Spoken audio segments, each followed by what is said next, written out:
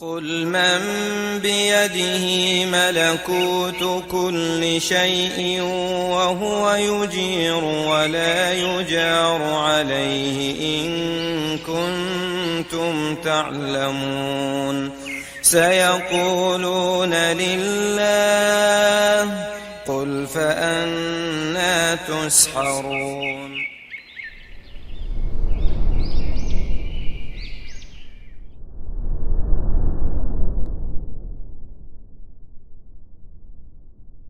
Assalamualaikum warahmatullahi wabarakatuh. Innal hamdalillah nahmaduhu wa nasta'inuhu wa nastaghfiruh wa na'udzu billahi min shururi anfusina wa sayyiati a'malina. May yahdihillahu fala mudilla lahu wa may yudlil fala hadiya lahu. Asyhadu an la ilaha illallah wahdahu la syarika lahu wa asyhadu anna Muhammadan 'abduhu wa rasuluhu la nabiyya ba'dah. Allahumma 'allimna ma yanfa'una wanfa'na bima 'allamtana innaka antal alimul hakim. Allahumma inna nas'aluka ilman nafi'a wa rizqan thayyiba wa amalan mutaqabbala. Para ikhwah sekalian rahimani wa rahimakumullah, melanjutkan pembahasan taharah dalam masalah menghilangkan najis di kitab Zad al-Mustaqni' fi ikhtisar al-Muqni' karya Syekh Musa al-Hajjawi rahimahullah. Di masalah-masalah penghilangan terhadap najis, kita tahu menghilangkan najis dengan air suci menyucikan, maka itu sah dan itulah pada asalnya. Tapi ada beberapa permasalahan yang dalam mazhab Hanbali atau mazhab Syafi'i, beberapa metode penyucian dari najis yang tidak sah bagi ulama-ulama ini. Walaupun pada endingnya kita lebih cocok atau lebih memilih pendapat bahwasanya metode-metode ini sah dalam menghilangkan najis. Jadi apa yang disebutkan dalam kitab Zad al-Mustaqni' di beberapa poinnya itu kita justru memilih pendapat yang berseberangan dengan pendapat yang dipegang oleh penulis rahimahullah. Di antaranya dikatakan oleh Ibnu Qudamah atau oleh Syekh Musa al-Hajjawi, wala yathuru mutanajjisun bisyamsin, yaitu benda yang terkena najis itu tidak suci dengan sebab matahari. Ini diantara permasalahan yang masyhur. Air yang atau benda yang suci tidak begitu saja menjadi suci dengan sebab matahari. Ya, benda seperti spray, kasur gitu ya. Itu dalam umumnya mazhab Hanbali dan juga mazhab Syafi'i. Sesuatu yang terkena najis tidak bisa menjadi suci dengan sinar matahari. Nah, mutanajjis yaitu sesuatu yang terkena najis itu bisa berupa entah itu tanah, pakaian, karpet, dinding lainnya. Ya, termasuk juga misalnya motor antum bagian depan dikencing kucing. Kata para ulama, umumnya ulama, yang seperti ini tidak bisa suci hanya dengan terkena matahari saja. Meskipun najis itu hilang dengan sendirinya. Ya, ini pendapat pertama. Jadi, tapi bukan ini yang akan kita pilih, bukan. Cuman banyak dari ulama, terutama ulama Hanbali, mengatakan air adalah syarat sah untuk menghilangkan najis.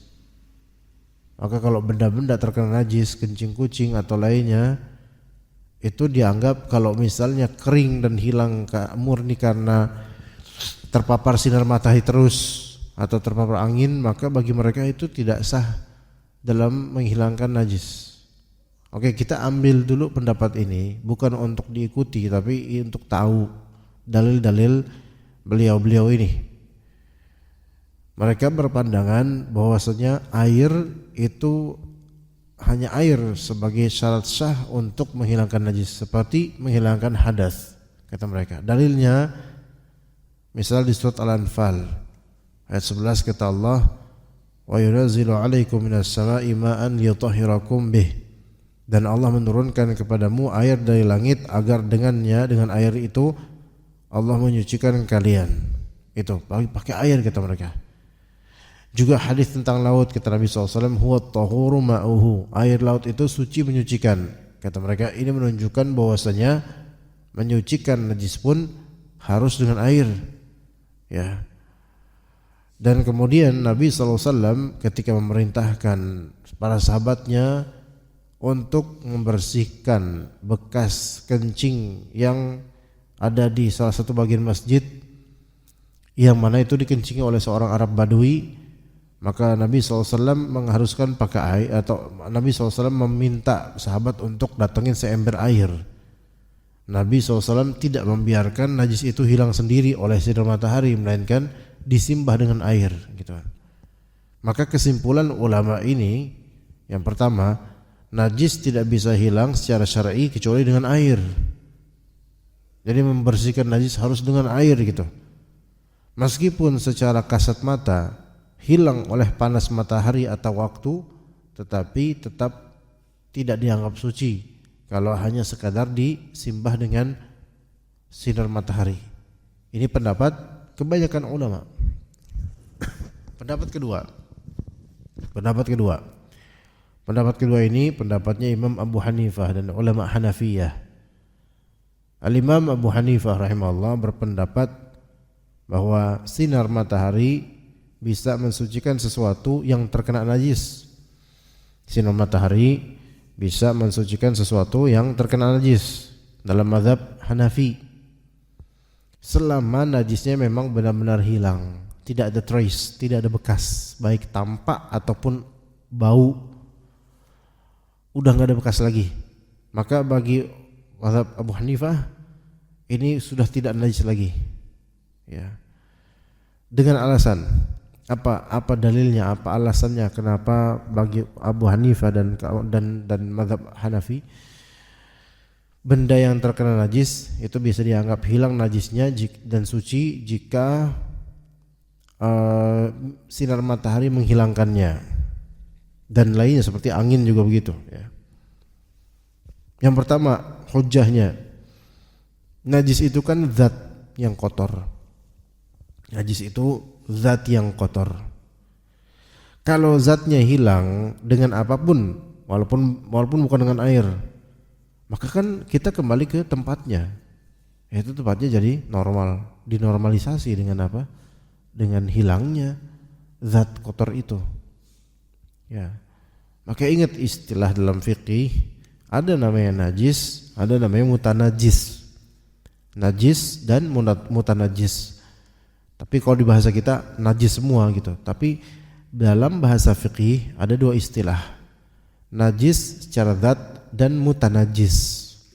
Apa itu najis? Apa itu mutanajis? Najis itu adalah zatnya, sesuatu itu najis dan gak mungkin untuk bisa dihilangkan, gak mungkin untuk bisa berubah.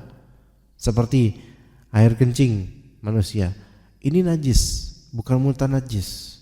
Dia zatnya najis. Antum mau bersihin ini kencing sampai suci nggak mungkin, karena emang ini dari zatnya udah najis. Darah dari zatnya udah najis, nggak bisa kita jadi ini kita suciin darah ini, nggak bisa. Itu namanya najis. Nah, kedua ada istilah yang kedua yaitu mutanajis.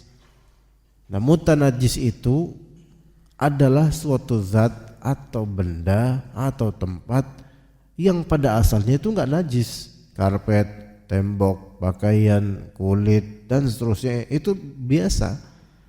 Nah, tapi ketika terserap oleh benda najis, oleh zat najis atau kena oleh zat najis dan berpengaruh padanya, maka benda yang tadinya suci ini menjadi mutanajis namanya.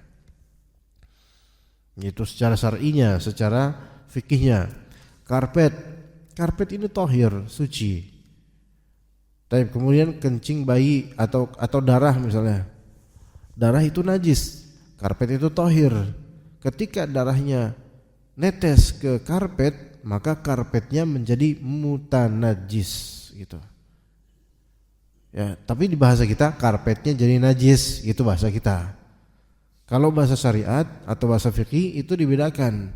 Darah itu najis, karpet itu mutanajis karena terkena darah, gitu, bukan najis. Nah, kita perhatikan di sini, yang kotor itu sebenarnya apa?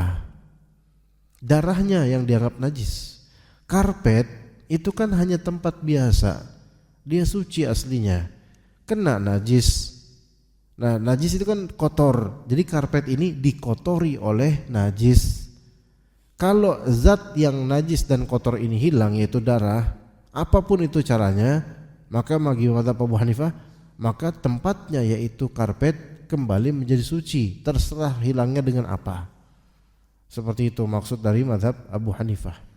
Nanti kalau kita pikir-pikir, sebenarnya mazhab Abu Hanifah ini justru yang lebih sahih, yang lebih sahih dan lebih relevan juga dengan kenyataan. Itu pandangan mazhab Hanafi dengan alasan pertama. Alasan kedua, menghilangkan najis itu bukan ibadah yang memerlukan niat. Ini penting, pemahaman yang insight yang penting. Menghilangkan najis itu pada asalnya bukan ibadah yang harus pakai niat lillahi ta'ala, enggak harus. Ya. Tapi menghilangkan najis termasuk bagian dari ijtinab al-mahdzur, yaitu menjauhi hal yang buruk yang dilarang. Itu aja. Ya. Dan menjauhi hal yang dilarang itu enggak mesti pakai niat. Ya, menjauhi hal yang dilarang enggak mesti pakai niat. Nah, pertama ini, menghilangkan najis itu enggak mesti menjadi suatu ibadah yang harus pakai niat, enggak mesti. Gimana pemahamannya? Menghilangkan najis tidak mesti, bukan ibadah yang memerlukan niat. Kalau menghilangkan hadas itu ibadah yang memerlukan niat. Itu bedanya. Menghilangkan najis beda dengan menghilangkan hadas, enggak disamain. Menghilangkan najis itu bukan ibadah, enggak harus dengan niatan lillahi ta'ala. Tapi kalau menghilangkan hadas itu ibadah dan perlu niat lillahi ta'ala. Menghilangkan hadas kayak wudu itu ibadah, perlu niat untuk bisa sholat, niat untuk supaya hilang hadasnya. Mandi junub, mandi haid, mandi nifas, itu semua ibadah, memerlukan niat, minimal niatan untuk lepas dari junub, minimal niatan untuk lepas dari haid, minimal niatan untuk lepas dari nifas. Harus ada niat. Orang yang junub kemudian dia mandi, tapi mandinya mandi biasa dengan niatan tradisi mau pergi kantor gitu aja, bukan niatan mandi junub, maka iya dia mandi tapi enggak sah mandinya. Karena apa? Mandi junub harus ada niat, itu ibadah gitu. Orang nifas, perempuan nifas, selesai nifas wajib atasnya mandi. Lalu dia pun mandi tapi dia enggak ingat kalau dia itu harus mandi nifas. Dia cuma apa? Ya pengen aja mandi gerah gitu, mandi karena gerah. Maka ini bukan ibadah, bukan mandi junub. Berarti menghilangkan hadas itu adalah ibadah dan perlu apa? Perlu niat. Adapun menghilangkan najis, maka pada asalnya ini bukan ibadah, sehingga enggak harus pakai niat gitu. Sehingga enggak harus pakai niat, dan ini realnya seperti ini. Ya. Menghilangkan najis misalnya di depan rumah kita di teras ada tai kucing, terus udah kering, nah di sapu pakai sapu lidi oleh pembantu. Apakah pembantu ini harus meniatkan ini ibadah? Enggak juga. Yang terpenting adalah itu tai kucing apa? Hilang, itu aja. Mau pakai sapu lidi kek, mau pakai angin kek, mau pakai apa, yang penting hilang, enggak ada bekasnya. Nah, jadi kaidahnya menghilangkan najis itu tadinya bukan ibadah yang memerlukan niat. Enggak harus pakai niat. Enggak harus. Ya. Tapi bagian dari ijtinab al-mahdzur, menjauhi sesuatu yang tidak bagus, tidak baik, kotor, ya. Begitu. Contoh, Kalau misalnya teras rumah kita ada tai kucing, kemudian hujan turun karena deras, maka tai kucingnya hilang ke bawah air.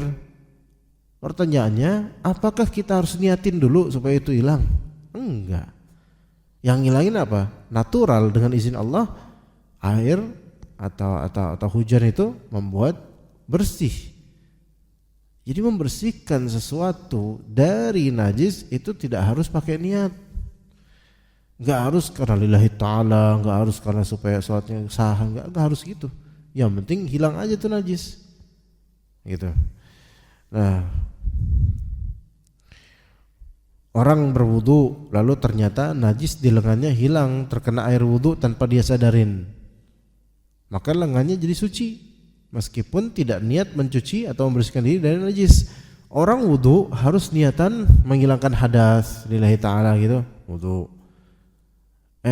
Ternyata di tangannya nih ada najis. Dia giniin. Walaupun dia enggak ngeh ada najis atau ngeh pun, pokoknya yang penting nih bersih. Ya, jadi ternyata najis di lengannya hilang terkena air wudu tanpa dia sadarin. Apakah butuh niat? Enggak butuh niat. Maka kembali ke kaidah tadi, menghilangkan najis itu enggak mesti ibadah yang memerlukan niat. Yang penting hilang aja udah gitu. Kalau dilihat dari sini, Masya Allah pendapatnya Abu Hanifah itu lebih benar sebenarnya. Lebih benar. Sehingga suatu najis yang hilang disebabkan paparan sinar matahari dan tidak mengadakan bekas, maka tempatnya menjadi suci kembali. Gitu. Memang tidak dipungkiri kalau misalnya air adalah pensuci utama dan paling mudah, itu benar. Namun itu tidak berarti bahwa selain air tidak bisa menyucikan. Enggak juga. Selain air bisa menyucikan, ya. Jadi meskipun misal Al-Quran dan hadis menyebut air sebagai penyuci, tapi tidak berarti selain air tidak bisa menyucikan dari najis. Adapun kalau hadas, iya, hadas pada asalnya harus dengan air. Menghilangkan hadas harus dengan air, mandi junub, mandi haid, mandi nifas, wudu. Kecuali nggak ada air atau nggak bisa pakai air, baru bisa tayamum, kan gitu. Lalu bagaimana menjawab hadis atau menjawab pendalilan terhadap hadis orang Arab Badui yang kencing di masjid? Itu kan Nabi SAW langsung nyuruh datengin seember air. Itu pakai air, gimana jawabnya? Maka jawabannya gini. Nabi SAW memerintahkan segera disiram air karena masjid butuh segera dipakai buat sholat. Bisa aja gitu, ya. Karena masjid bisa nanti buat sholat, jadi cepet-cepet aja, ya. Kalau dibiarkan hilang dengan matahari, maka itu butuh waktu lama. Iya. Ada misalnya nih kencing kucing datang, terus kencingin tembok. Waduh. Ini kalau nunggu matahari, nunggu angin bisa lama urusannya. Bisa lama. Sampai besok mungkin masih ada baunya. Maka dengan air gitu. Ya itu maksudnya seperti itu. Maka perintah Nabi SAW itu bukan karena matahari gak bisa menyucikan, tapi karena butuh segera membersihkan masjid. Atau bisa saja di pojokan yang dikencingi oleh orang Arab baru ini yang memang tidak terpapar sinar matahari sehingga tetap lembab. Jadi kita harus segera bersihin masjid gitu. Dan ini ada faedah bahwasanya masjid, karena ini rumah Allah satu, dan juga karena kaum muslimin bakal sholat di situ, maka hendaknya masjid itu dibebaskan dari hal-hal yang najis dan segera untuk dicuci jika ada kotoran dan najis. Jangan dibiarkan begitu saja karena tidak baik. Begitu. Maka sebaiknya orang bergegas menghilangkan najis. Itu dianjurkan, bahkan sebagian mewajibkan di beberapa konteks. Misal dari masjid ada najisnya, hilangin. Pakaian, badan atau tempat sholat itu segera hilangin. Ingat, tempat sholat hilangkan dari najis. Tempat sholat hilangkan dari najis. Karena apa? Karena itu tuntunan Nabi SAW juga supaya jangan sampai lupa. Maka segera, jangan sampai lupa, jangan sampai ada orang sholat di situ karena ditunda-tunda untuk menghilangkan najisnya. Tapi itu tadi matahari. Kemudian kembali ke bagaimana pandangan dalam mazhab Hanbali dan juga Syafi'i. Wala rihun wala dalkun wala istihalah. Begitu juga najis dikatakan di sini tidak bisa hilang dengan angin atau dengan dalk, yaitu dengan gosokan, atau dengan istihalah, atau dengan perubahan wujud. Nah ini kita pelajari lagi. Banyak dari ulama atau kebanyakan ulama mengatakan najis tidak bisa suci dengan angin, juga najis tidak bisa suci dengan gosokan saja, najis tidak bisa suci dengan perubahan wujud. Nah itu pendapat banyak dari ulama. Kita bahas satu-satu. Wala rihun, najis tidak bisa suci dengan angin.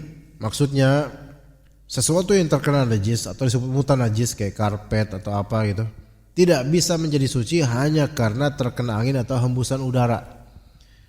Jadi ini karpet ada kena najis, misalnya air kencing atau darah. Nah kemudian jemur aja kena angin kan. Apakah angin itu bisa membuat itu menjadi tidak najis lagi? Nah pendapat pertama nggak bisa, angin nggak bisa menyucikan. Sama kayak tadi, yang harus menyucikan adalah air, itu menurut pendapat banyak ulama. Sama kayak tadi. Namun ada pendapat kedua dan itu yang lebih kita ikuti. Najis bisa suci atau benda yang terkena najis bisa menjadi suci dengan sebab angin, tapi dengan adanya syarat, yaitu harus lewat waktu tertentu hingga hilang zat najis dan bekasnya. Jadi harus hilang betul-betul, karena sering diakhirin hilang betul-betul, kering, hilang, nggak bau lagi, ya begitu. Ya.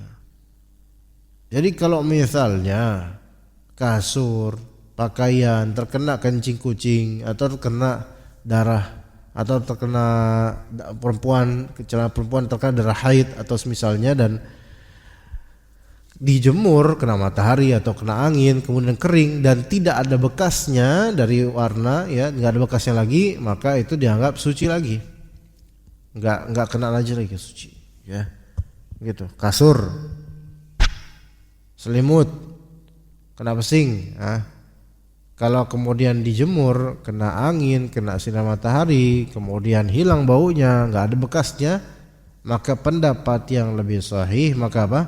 Dia menjadi suci kembali. Gitu, dia menjadi suci kembali. Yang kedua berikutnya wala dalk, najis tidak bisa suci dengan digosok. Ini pendapat pertama. Atau kembalikan tadi, paham? Ulang. Yang tadi najis tidak bisa suci dengan angin. Pendapat pertama apa? Itu nggak bisa suci dengan angin. Pendapat kedua bisa suci dengan angin dengan syarat yaitu hilang zat dan bekas zat najis itu, hilang, benar-benar hilang, nggak ada sisa. Dan syarat kedua tidak di tanah berpasir. Jika najis terkena pasir lalu terbawa angin hingga bersih total, maka baru tanah itu suci. Ya. Adapun kalau ini tanah berpasir, gumpal-gumpal ini nyampur najis sama enggak, ya walaupun kena angin tapi masih di situ, maka tetap aja nih pasir tetap najis dan juga tanah yang di atasnya, tanah yang di bawah pasir itu dianggap terkena najis. Gitu. Taib. Kemudian wala dalk. Pendapat pertama, najis tidak bisa suci atau benda yang terkena najis nggak bisa suci dengan cara digosok doang. Dengan digosok. Nah ini pendapat ulama Hanbali, tidak bisa suci hanya dengan digosok saja, nggak bisa. Tetap harus dengan air sampai hilang gitu dalam mazhab Hanbali dan Syafi'i. Kalau cuma didalk, digosok, diurut, nggak bisa gitu. Namun ada pendapat yang kedua dan ini lebih sahih. Pendapat kedua dirinci masalah gosok ini, dirinci, ya. Jadi kita ulang, apakah benda yang terkena najis bisa hilang najisnya hanya dengan cara digosok atau enggak? Maka pendapat pertama Nggak bisa harus dengan air. Kalau gosok doang enggak. Gosok doang enggak. Namun ada pendapat kedua. Pendapat kedua yaitu dirinci. Yang pertama, dilihat benda itu saqil atau ghairu saqil. Saqil itu apa? Saqil itu licin. Kalau kayak cermin, pedang, kaca, licin enggak? Benda seperti ini bahkan tidak menyerap najis. Benda seperti ini tidak menyerap najis. Jika terkena najis lalu digosok sampai hilang bekasnya, maka benda itu suci. Jika terkena najis lalu digosok sampai hilang bekasnya, maka benda itu suci. Gitu. Karena benda ini licin dan juga enggak meresap, enggak menyerap gitu, enggak menyerap najis. Kalau misal antum gosok aja gitu, hilang, gosok itu kan bisa dengan kain, Pak. Kain, kan? Enggak pakai air suci menyucikan. Oke, kadang pakai apa? Hand sanitizer, pakai alkohol. Itu kan alkohol bukan air. Hand sanitizer bukan air itu. Alkohol. Ya kan? Maka dielap. Suci enggak? Suci. Gimana menurut antum? Pandangan ini gimana menurut antum? Cocok enggak kira-kira? Relevan enggak dengan kenyataan? Relevan. Termasuk coba lantai. Ubin licin enggak dia? Licin. Menyerap najis enggak? Ya enggak juga. Biasanya enggak menyerap najis umumnya. Ketika misal ada apa? Kencing atau apa, kencing bayi atau darah misalnya, antum sekak dengan tisu. Baik tisu kering atau tisu basah. Itu kan enggak dengan air. Bisa suci enggak? Suci. Kalau kita pakai pendapat madzhab pertama, ya, harus dengan air suci menyucikan. Berarti ambil dulu air, harus dengan air itu.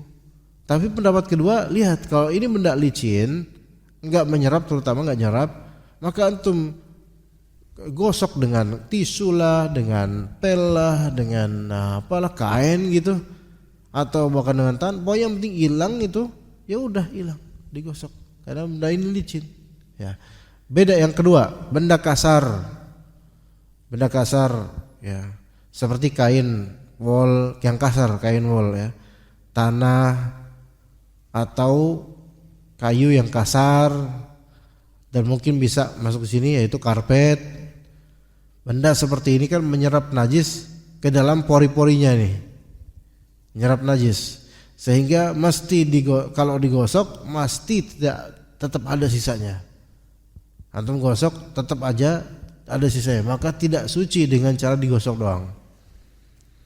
Kalau kain itu tebal, ya, wol, karpet, dikencingin sama anak kecil misalnya, kena kencing anak kecil, itu antum nggak bisa digosok doang. Gosok. Karena apa? Karena dia nyerap dan tetap ada itu najis di serapan kain, di serapan karpet ini tetap nyerap, tetap najis. Kalau cuma digosok doang nggak cukup. Karena apa? Ini permukaannya kasar dan dia nyerap gitu. Beda dengan lantai, disekak, digosok dengan tisu, selesai urusan. Tapi kalau antum di sini terus kena darah, antum giniin tetap akan berbekas dan udah nyerap ke dalam. Maka ini terkena najis harus dengan apa? Dengan air suci menyucikan gitu. Ya seperti itu coba. Tapi kalau pakaiannya tipis, licin, nah ini mungkin masuk yang tadi, bisa dihilangkan dengan cara digosok selama memang sampai hilang. Nah gosoknya itu bisa dengan gosok tangan atau apa, yang penting hilang. Setrika, nah misal nyetrika, bisa enggak nyetrika sesuatu, nyetrika pakaian yang tipis yang biasa kayak pakaian kita, terkena najis kita setrika atau bagian terkena najis sampai hilang zatnya dan hilang baunya, pakai rapika gitu kan, kita setrika tuh sampai betul-betul hilang, bahkan kelihatan mulai kering kan bisa kita gini terus, lama-lama kan yang bekas genangannya atau itu biar kering. Maka jawabannya Allah alam adalah itu bisa suci walaupun dengan cara digosok. Kan bahasa kita ngegosok itu nyetrika gitu, digosok bisa ya, jadi bisa seperti itu. Oke. Kemudian dikatakan walastihalah, Wala istihalah, najis tidak bisa suci dengan perubahan wujud. Ini pendapat pertama. Najis tidak bisa suci dengan perubahan wujud saja. Istihalah itu adalah perubahan zat dari satu bentuk ke bentuk lain. Itu istihalah namanya. Nah, jadi pendapat ulama Hanbali, najis tidak bisa suci hanya dengan berubah bentuk karena zatnya dianggap masih ada. Contoh, kotoran keledai dibakar sampai jadi abu. Maka abunya itu kata para ulama Hanabila tetap dianggap najis karena pada asalnya dia najasa ainiyah, yaitu zatnya sudah najis. Lalu dibakar jadi abu. Tetap aja nih mah najis karena dari zatnya. Walaupun sudah berubah wujud, kata para ulama Hanbali, berubah wujud itu tidak menjadikan dia berubah hukum. Dia tetap dianggap najis. Gitu. Nah, kemudian contoh anjing jatuh ke tambang garam. Jadi ada pertambangan garam, ada anjing lewat kepleset kemudian jatuh. Tubuh anjing ini berubah jadi garam. Maka dikatakan tetap aja dianggap najis nih. Karena apa? Najisnya anjing ini najis berat, mughalladhah. Ya, gitu para ulama mengatakan. Ya, konsekuensinya kalau pakai mazhab ini, asap dari pembakaran najis dianggap najis. Asap dari pembakaran najis dianggap najis. Itu. Asap dari pembakaran najis bagi mereka dianggap najis. Jika mengenai pakaian atau badan dalam keadaan basah, wajib dicuci, itu konsekuensinya. Asap dari pembakaran najis dianggap najis, tapi yang sahih tidak najis ya. Maka kemudian dikecualikan oleh mereka. Adapun tidak dikecualikan, khamr berubah jadi cuka dengan sendirinya, bagi mereka ini enggak najis, lagi suci. Jadi istihalah berubah wujud, khamr bagi mereka najis. Yang berubah jadi cuka dengan sendirinya istihalah, bukan dengan dibuat berubah oleh orang, tapi dengan secara natural berubah jadi cuka, maka jadi suci kata mereka nih. Ya. Contoh lain, alaqah, segumpal darah kan najis, berubah jadi janin, menjadi suci anak, kata mereka begitu. Tapi kemudian kata Syekh Utsaimin, pengecualian kayak gini enggak perlu. Karena apa? Karena Syekh Utsaimin berpandangan khamr menurut pendapat yang rajih bagi beliau itu tidak najis secara fisik, hanya dia haram diminum. Jadi ketika jadi cuka ya enggak masalah karena emang zat khamr itu tidak najis. Kemudian adapun yang masalah rahim, darah kan kita kan segumpal darah jadi segumpal daging, jadilah manusia dengan tubuhnya. Segumpal darah di sini yang sahih tidak dihukumi najis. Meskipun kalau keluar segumpal darah ini dikuret atau apa najis, tapi dia enggak dihukumi najis. Kalau emang dia normal jadi anak enggak dihukumi najis. Ya. Atau apa-apa yang ada di dalam tubuh, di perut itu enggak distatuskan najis, enggak, tapi ketika keluar iya najis. Contoh kencing. Contoh lain tinja. Coba sekarang antum bawa air kencing enggak sekarang? Pak, bawa air kencing enggak? Bawa. Masya Allah. Di plastik atau gimana? Di sini, di kandung, di kemih. Ada tinja enggak? Belum BAB pagi ini. Berarti antum bawa itu. Nah, apa-apa yang masih di dalam tubuh itu enggak ada hukum najis atau suci, enggak ada hukum itu. Ya kalau dihukumin najis, orang najis semua dong. Ya enggak? Bukankah kita isi darah doang? Darah, tinja, kencing. Lah itu najis enggak kalau keluar najis. Kalau keluar dari tubuh najis, tapi ketika masih dalam tubuh enggak ada hukum. Enggak ada hukum. Masa kita misalnya ada orang jalan, mau ngapain mas? Mau sholat di masjid, udah berak belum? Belum. Berarti mau najis ente, berak dulu sana. Repot. Udah kencing belum? Udah. Belum. Kencing dulu sana, berarti mau najis. Ya orang gak ada yang sholat dong kayak gitu. Mau kemana mas? Ke masjid. Mau apa? Sholat berjamaah. Ada darah gak di tubuhnya? Ya iyalah ada darah. Gimana masa harus dikeluarin dulu darahnya? Gitu. Jadi apa-apa yang di dalam tubuh tidak dianggap najis. Tidak ada status hukum najis suci, gak ada urusan begitu. Tapi ketika keluar, barulah itu ada status dan hukumnya. Begitu. Wallahu alam. Nah, kemudian masalah istihalah ini, wallahu alam, kalau misalnya sesuatu itu berubah wujudnya total sehingga tidak terketahui aslinya, karena dia udah berubah total, maka dihukumi suci. Contoh lainnya, misal tai kucing di tanah, ya debu-debu di tanah. Nah, tai kucing ini kemudian karena udah berzaman-zaman di situ, akhirnya melebur, hancur sendiri dan menjadi remah-remah, bersatu padu dengan tanah, debu dan semisalnya, dan tidak bisa teridentifikasikan dan terbedakan mana yang asli tai kucing mana, karena udah sama warnanya, sama zatnya. Maka istihalah seperti ini dihukumi udah tidak najis lagi, gitu. Jadi nggak perlu mikir ya, kita misal mau tayamum situ, ini bekas tai kucing nggak ya, udah. Kalau antum lihat nggak ada tanda-tanda ketai kucingan, ya udah langsung aja tayamum, karena udah nggak ada, udah berubah, udah semua, ya begitu. Ya, kecuali kalau bentuknya masih tai kucing, nah itu mau kering kayak gimana juga tetap najis.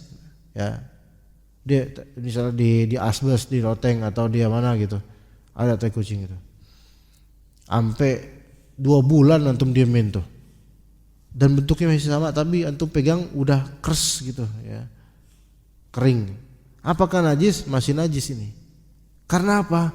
Karena tai kucing itu secara zat najis, zatnya udah najis. Dia mau kering kayak nanti, maka dia tetap najis.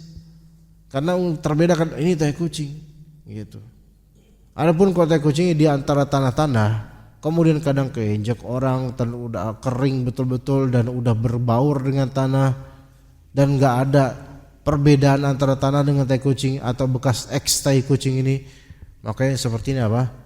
Yang seperti ini menjadi apa? Suci, begitu ya, begitu.